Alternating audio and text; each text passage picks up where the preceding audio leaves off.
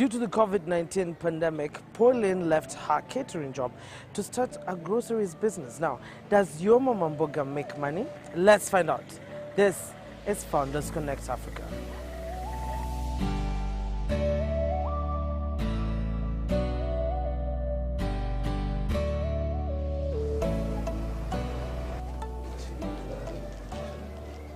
Hi Pauline, how are you? Hi Ken, How are you? I'm good. Good to see you. Good to see you too. You finishing up something? Yeah, I'm actually finishing up an order for someone. Yeah. I'm delivering in a few. Okay, Yeah. then we can talk. Yeah, we can talk. Let me finish up. Thank you. Okay.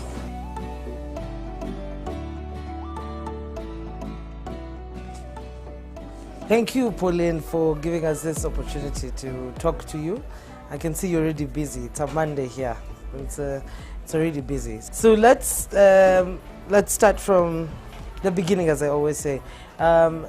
You were a caterer before the pandemic that happened. Yes. How did the transition come about? Let's say after... Like when the president said that there's COVID and curfew. There are no gatherings and all that. Yes. I had now to think fast. Yeah. I started online cooking classes. Then, like after 2 weeks, I felt like it's not working. It was working fine, but it was taking just some little time from 3 to 5. So maybe like the whole of the day I was at home. So I felt like I needed to do something that would keep me busy and keep also my staff busy.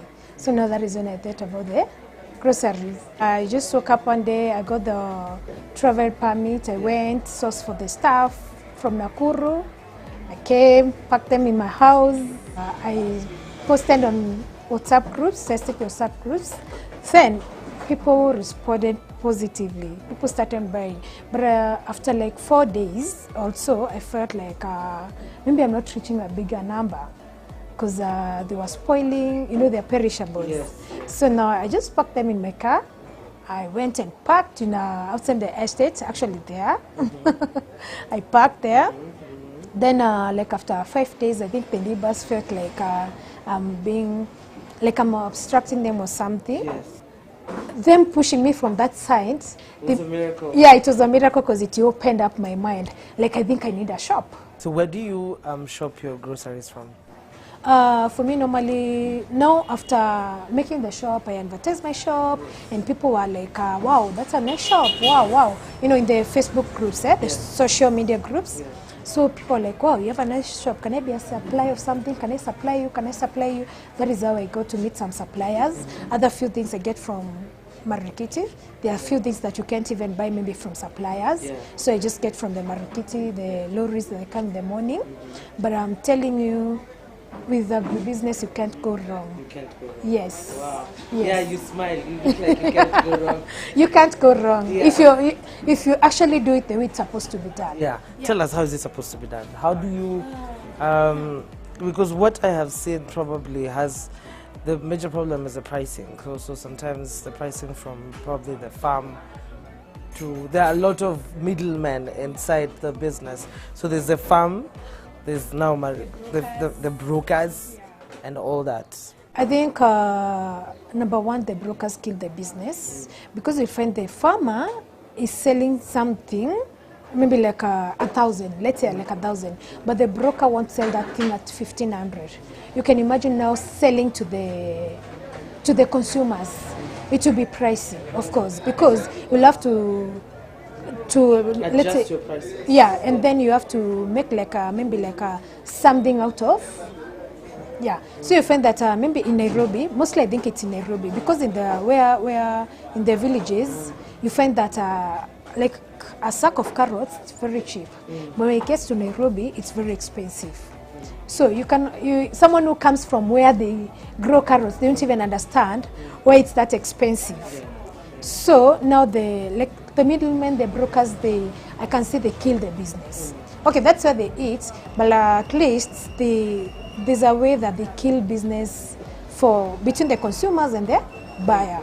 Even the farmer gets something small compared to what they're supposed to get. Because you can imagine a farmer plants maybe like let's say just a produce, and then the farmer does everything from fertilizer, from everything, from even maybe like weeding, harvesting, and all that. But he'll get just small amount compared to the broker. So you see now the farmer is not happy, let's say. But now when personally I'm dealing with the farmer, like from the farm to the shop, it's a bit reasonable, and that is why now I find myself selling at a wholesale price. At least maybe clients are able to buy because the prices are reasonable. So how much did you invest in this business? When I was starting, I'm telling you, I didn't have an idea of this shop. I didn't even think of a shop thing. Never. It wasn't in my mind. So I started with 70,000. I went to Nakuru to get the potatoes, green peas, carrots and cabbages with 40,000. Then when I came, I added some 30,000. I went to Marikiti and got some other small things. That is what basically I started with. So basically 100,000. It was 70. I didn't have 100,000. Oh, it's 40 and 30. Okay, yeah, okay. I didn't have 100,000 Yeah. plus fuel. Okay, yeah, okay. yeah. So that's how it started until That now? is where I started. But now I can say maybe after I got the shop, I've used quite some money. Because of the buying the shelves, making everything, I've used quite some money. So what is next for this shop? Are you planning to like open other shops going forward? Yeah, I am not stopping here. Like I've told you, there's money in agribusiness. I'm not stopping here.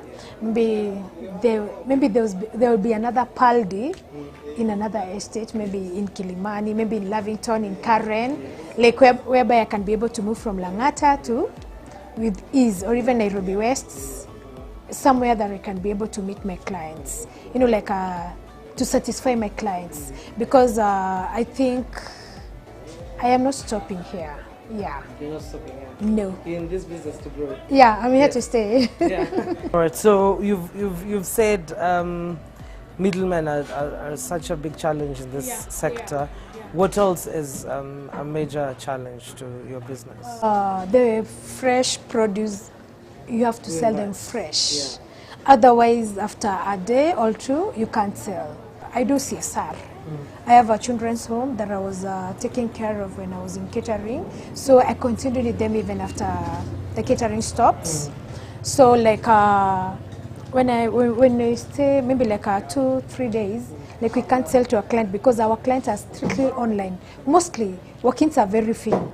So you can't imagine selling a client something that has stayed for 2 days. So I make sure that if I'm not selling here, I just send it to the children's home, at least to save on the cost on my side, because fresh produce go bad easily. Yeah, that is a major challenge. Yeah. Okay. So when you say that walk-ins are very few, and you do a lot of online selling, how do you do it? Is it also via WhatsApp and messages? I do via WhatsApp, like Langata residents. I'm in so many groups. So I make sure that I post there once or twice per week to remind them that I'm selling these. I also do on my Facebook page, Paldi Farm Fresh. I also do on my personal page, like I advertise what I'm selling. You see, when you don't advertise what you're selling, no one will know that you even do that. So I make sure that I advertise at least once or twice per week, and I'm able to meet clients that I've not met with my own eyes. They pay via M-Pesa, and I've served maybe like over 20 or 30 clients that I've never seen throughout since when I started. Like they order every week. Yeah. Oh my God, over 20 and over 30. How many deliveries do you do in a day? In a day? Let's say the least, we can do 5, the least. The most, we can do even up to 20. Yeah. And that is outside Langata, not even in Langata. In Langata, we don't even count them as deliveries because it is just here. Yeah. Okay, so the main deliveries, because you're based in Langata, main deliveries are in Langata is free. Deliveries in Langata is free, but outside Langata, it's at a cost, just 200 bob within Nairobi. Maybe like if you go to Syokimau and Athi River, We just raise a little bit. So do you get orders from there as well? Yes. Wow. Yes. Wow. What would you tell someone who is at home, who is interested in entering into agribusiness? What would be your message to them? First, I have a mentoring group. When I started this, I didn't see this coming. I have 50 people that are mentoring, both in the agribusiness and in catering. I tell people, you don't need to wait for a shop. Maybe along the way, you can work from your house, especially with the cereals. They don't go back easily. They don't go bad easily, I mean. Maybe fresh produce is a bit tricky in the house, but if you're in a big estate and you have a smartphone, that's a business. That's a business already you're losing. Okay, so now we could actually go and have some juice. Yeah. Yeah. Sure. Thank you.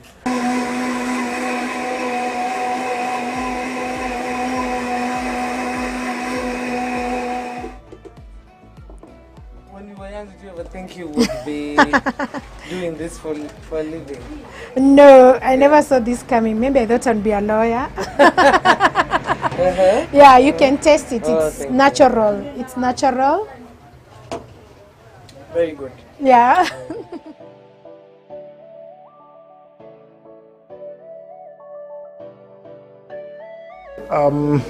For them, I would really think about what's the next level, because when you start in a very basic industry where you're not adding any value whatsoever, then what it means is that once people see you being very successful, then they also want a piece of the action. And if there's a concept in business we call barriers to entry, if the barriers of entry are not so high, if anybody could literally start getting the supplies and start competing with you, then you'll have a lot of challenges, and then you start being pushed down on price. So for them, I would begin to start thinking about what's the next level. We've already captured this captive market. They already love what it is that we do. You could go back to them and do surveys around, is there something more we can do? Can we start, chopping up the groceries into specific shapes and sizes that are just the right portions for certain types of cooking, so that I don't have to do that at home? Can we start to package ingredients that are excellent for certain types of cooking, so that again I don't have to go and buy different sets of things and put them together? Can I start branding certain pre-cooked items? Can I, because you're looking at meeting the needs of these very busy people. There are certain things I can do to make life easier for them, because maybe they cook a certain way. Can I bring it pre-boiled? Can I bring it this? Can I start packaging some special things for maybe people who are sick in a certain way and need certain ingredients? So I would really definitely think of what's the next level of convenience that I can bring to the people that I'm serving. Are there specific groups within the demographic I'm serving? Do they have babies, and can I do some pre-mashed baby food or this, that, and the other?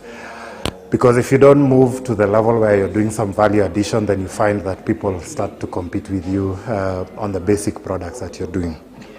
So I would really think about value addition. If you travel to the West, you find that people have done a lot of pre-cut, pre-cooked things that I can just come and pick and go and cook directly, or even ready to eat, maybe for bachelors and that kind of thing. So they must have some captive audience in the people that they serve, who would not mind paying slightly extra, which can improve the profitability significantly as well, to get value-added products. You can always expand a business as long as demand outstrips the supply that you have, or there's demand in other locations that you're not currently serving, and that demand is the same as what you're currently serving where you are. So it would mean that there are other underserved areas outside of that. But you have to be very careful when it comes to expansion, because expansion also puts a lot of pressure on your systems, on your capacity, on money, because the more you expand, the more you increase the scope of things that can go wrong as well. So you have to have very, very, very good systems and processes. You probably have to have managers in the different locations who can be able to run end to end of the show. And you also have to have systems that at the end of the day you can look and you're able to tell, this is how our business is doing across the board. that it's healthy. So probably automated systems where people put in certain information by the end of the day, or it collects that information through the day. And at the end of the day, you can be able to tell, these are the sales I've done across the board. You also need systems that can be able to tell you what has gone wrong. If something goes wrong in one location, you need to be able to pick it up immediately so that you can, either run and sort it out, or you can, find a way of sorting it out before it becomes an even bigger problem. I've seen a lot of people who've expanded their businesses prematurely and ended up suffering because every business ends up being like a baby that is sapping energy and money and even your capacity. So you have to run and sort out something physically because you didn't build the capacity of the people to be able to run it in your absence, or you have to take money from one branch to go and bail out another because it's not doing as well. So you have to be very careful about the steps you take to expand your business.